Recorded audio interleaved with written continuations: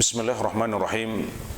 Ada sebuah pertanyaan dari saudari Ismah di Depok yang mengatakan, sebenarnya urutan rukun Islam itu apa saja? Ada sebagian orang yang mengatakan bahwa rukun Islam ketiga itu zakat, tapi sebagian yang lain mengatakan rukun Islam yang ketiga adalah puasa. Mana yang benar dan apakah rukun Islam itu harus disebut berurutan? Ya, rukun Islam disebutkan oleh Rasulullah SAW dalam beberapa hadis, dan urutan yang benar adalah syahadat, kemudian salat, kemudian zakat, kemudian puasa, kemudian haji. Hal ini disebutkan oleh Rasulullah SAW dalam hadis Umar, yaitu hadis Jibril yang panjang, ketika Jibril mengatakan, atau ketika Nabi Muhammad SAW mengatakan, an tashhada an la ilaha illallah wa anna Muhammadar Rasulullah wa tuqimas salah wa tu'tiyaz zakah wa tasuma Ramadan wa tahujjal bait in istata'ta ilaihi sabila. Kemudian juga disebutkan dalam hadis Ibnu Umar radhiyallahu anhu, bunyal islamu ala khamsin, syahadati an la ilaha illallah wa anna Muhammadar Rasulullah wa iqamis salah wa ita'iz zakah wa hajjil baiti wa shaumi Ramadan. Hadis ini juga menunjukkan bahwasanya urutannya adalah syahadat, kemudian salat, kemudian zakat dahulu sebelum puasa. Jadi ini yang disebutkan oleh hadis-hadis yang sahih dari Rasulullah SAW.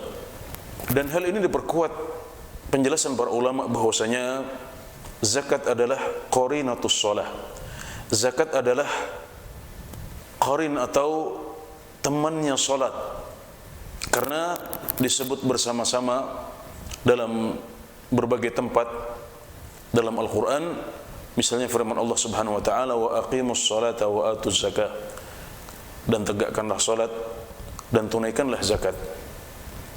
Dan bahkan justru dalam sebagian riwayat hadis, puasa disebutkan terakhir setelah haji, seperti yang kita temukan dalam hadis Ibnu Umar yang terakhir tadi itu. Namun yang sahih menurut Ibnu Umar radhiyallahu anhu adalah menyebutkan puasa sebelum haji. Namun dalam semua riwayat sepanjang pengetahuan saya, atau sebatas pengetahuan saya, zakat disebut sebelum puasa, dan puasa disebut sebelum haji, meskipun kadang-kadang haji disebut sebelum puasa. Namun yang sahih seperti penjelasan Ibnu Umar radhiyallahu anhu ketika ditanya, mana yang benar, apakah haji sebelum puasa atau puasa sebelum haji? Maka beliau mengatakan, yang saya dengar dari Rasulullah SAW adalah menyebut puasa dahulu sebelum haji.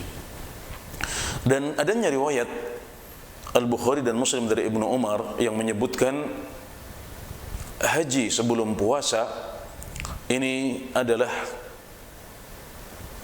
dilakukan oleh sebagian rawi, di mana mereka meriwayatkan hadis secara bermakna atau secara makna, tidak secara letterlek, di mana mereka merubah sebagian susunannya.